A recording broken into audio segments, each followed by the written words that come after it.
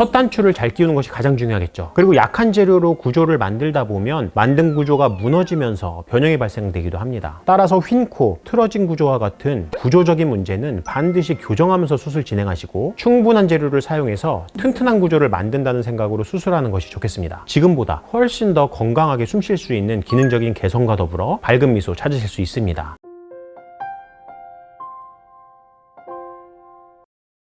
코 성형이란 게 사실 도전하기가 생각보다 어렵고 실패하는 경우에 그 대가가 너무 가혹한 수술 분야라고 생각합니다. 게다가 재수술로 가게 되면 여러 가지 이식 수술이 병행돼야 되고 다양한 변수를 극복해야 된다는 점이 있기 때문에 더 힘들죠. 코는 미용적인 목적뿐만 아니라 숨을 쉬는 호흡에 연관된 구조이기 때문에 자칫 잘못하면 숨쉬기가 불편해지는 그런 문제가 발생하기도 하죠. 상담실에서 만나는 재수술 환자분들 보다 보면 코에 기능적인 문제가 동반돼서 일상도 파괴되고 생활이 불편해지니까 찾아오시는 분들도 많거든요. 그래서 오늘 코 성형을 고민하시는 여러분들이 겪을 수 있는 코 성형 부작용에 처참한 실상 관련돼서 이런 문제가 생겼을 때 어떻게 대처해야 되는지 솔직하게 말씀드리겠습니다. 코 수술하고 그 부작용으로 코가 짧고 낮아졌다, 모양이 이상해졌다, 뭐 이런 문제들을 호소하시는 분들도 계시겠지만 숨이 잘 안 쉬어진다, 답답하다 이런 문제를 호소하면서 밤잠 설치시는 분들 은근히 많습니다. 성형외과 의사로서 참 답답하면서도 무거운 책임감을 느끼는 부분입니다. 오늘 영상은 단순히 예뻐지는 법을 말하는 영상이 아닙니다. 코 수술을 앞두고 두려움이 큰 분들, 그리고 의학적인 관점에서 문제가 될 수 있는 내용에 대한 솔직한 정보가 필요한 분들, 그리고 그런 부작용이 발생했을 때 그걸 극복하고 다시 일상을 찾을 수 있는 법에 대해서 이야기해 보겠습니다. 코 수술을 해서 모양이 예뻐졌어요. 근데 겉으론 멀쩡해 보여도 안에는 골마 있는 분들도 은근히 많습니다. 비중격이 휜 상태에서 코를 높이기 위해서 이식물을 덧대고 퍼져 보이는 콧구멍을 좁히기만 하면 어떻게 될까요? 숨쉬기 위해서 필요한 공간이 좁아지면서 숨길이 꽉 막히게 되겠죠. 단순히 예쁜 코를 만드는 것만이 아니라 숨쉬는 기능을 최대한 지키면서 모양을 만드는 것, 이게 코 수술의 기본입니다.